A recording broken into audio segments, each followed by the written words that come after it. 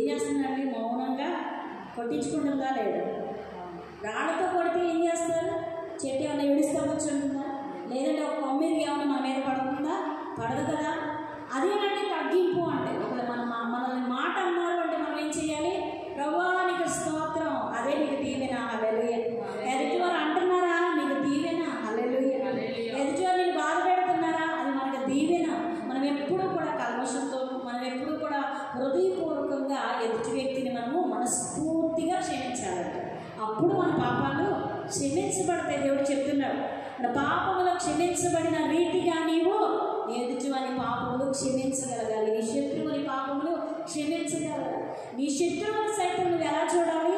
మిత్రుడిగా చూడాలి. అప్పుడే నీ శత్రువు నీకు మిత్రుడిగా మార్చబడతాడు. హల్లెలూయా. నిశ్చయముగా నీవు ఈ ప్రజల స్వాధీనము చేసేదము. అయితే నీవు నిబ్బరము కలిగి జాగ్రత్త పడి బహుధైర్యముగా నుండి నా సేవకుడైన మోషే నీకు ఆజ్ఞాపించిన ధర్మశాస్త్రం అంతటి చెప్పున చేయవలెను. నీవు నడుచు ప్రతి మార్గమున చక్కగా ప్రవర్తించున్నట్లు నీవు దాని నుండి కుడికి కానీ ఎడమకు కానీ తొలగిపోకూడదు. ఈ ధర్మశాస్త్ర గ్రంథమునందు నీవు బోధింపక తప్పిపోకూడదు. హల్లెలూయా. అంటే లోకానుసారమైనది ఏది మన హృదయాల్లో ఉండడానికి వీలు లేదండి.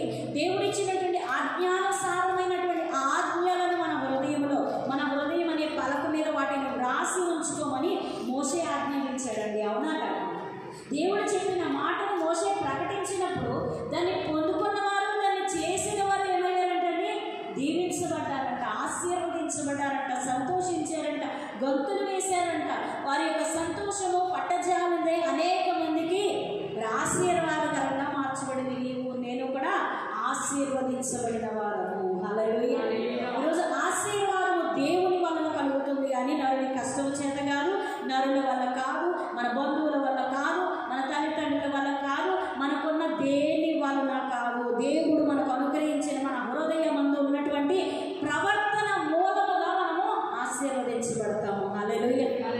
లోకములో మనము దీవించబడాలి అంటే, దేవుని చేత అంగీకరించబడాలి అంటే అది దేని వలన సాధ్యము అనంటే దేవుని వాక్యము వలన. దేవుడు నీకు అనుగ్రహించినటువంటి హృదయం అనే పలక మీద దేవుని యొక్క వాక్యాన్ని నువ్వు రాసి ఉంచుకున్నటను బట్టి నీ జీవితము మార్చబడుతుంది. నువ్వు ఆశీర్వదించబడతావు. దేవుని మాటకు లోబడిన నీ జీవితము అనేక మంది ఎదుట దేవుడు ఘనతగా మార్చబోతూ ఉన్నాడు. హల్లెలూయా. డబ్బు వచ్చింది కదా అని మనస్తత్వాలు మారిపోతాయి. చాలా ఒక కంపెనీ పెడితే నేను యజమాని అని అనుకునేవాళ్ళు చాలామంది ఉన్నారు. ఒక గొప్ప ఇల్లు కట్టుకుంటే చాలామంది ఏమనుకుంటారండి? నేను గనక కట్టాను అని అనుకుంటారు. ఎలా తెలుస్తుందండి? వెంటనే సంవత్సరం నెరకుండా ఎవరు వస్తారు? ఈఎంఐ వాళ్ళు వస్తారు. అంటే ఈఎంఐ కట్టుకోలేని స్థితిలో వెళ్ళిపోతాం. దేనివల్ల అంటే అహంకారము, గర్వము. నేను అనేది ఎప్పుడైతే మనము చేస్తామో, నేను అని ఎప్పుడైతే అనుకుంటామో, నేనేంటో దేవుడు చూపిస్తాడు. హల్లెలూయా. నా బ్రతికేంటో దేవుడు చూపిస్తాడు. నేను కట్టాను అని అన్నావు అనుకోండి, నువ్వు కట్టావు కదా, సరే నువ్వే కట్టుకో అంటాడు. హల్లెలూయా. నువ్వు కట్టావు కాబట్టి నువ్వే కట్టుకో అంటాడు. కట్టగలమండి? హల్లెలూయా. ఈ లోపు అంటాడు నువ్వే కదా కట్టావు అని. ఈ లోపు ఏమొస్తుంది? రెసిషనా ఏదో అంటారు కదా, కరువు ఏదో చేస్తుంది. అప్పుడు ఆ సమయంలో మనం ఏం చేయగలమండి? జాబులు పోయిన వాళ్ళు ఉన్నారు. జాబులు నమ్ముకుని ఇల్లు కట్టిన వాళ్ళు ఏమయ్యారండి? జాబులు పోతే కట్టలేని పరిస్థితులు ఎంతో దీనస్థితి.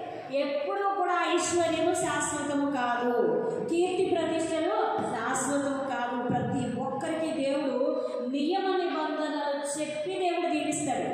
ఆ నిబంధనలను ఎప్పుడైతే మనం హృదయంలో పెట్టుకుంటామో, మనల్ని మనం తగ్గించుకుంటామో, దేవుడు ఇంకా ఇంకా ఇంకా ఆశీర్వదించడానికి అవకాశాలు హెచ్చుగా ఉన్నాయని దేవుడు చెప్తున్నాడండి. హల్లెలూయా. ఆశీర్వాదం కంటే ఆశీర్వదించే దేవుడు గొప్పవాడని మనం నమ్మాలి. ఆశీర్వాదాన్ని చూసుకుని మనం ఏం చేయకూడదండి? ఎవరు ప్రవర్తించకూడదు. మన యొక్క హృదయాన్ని పాడు చేసి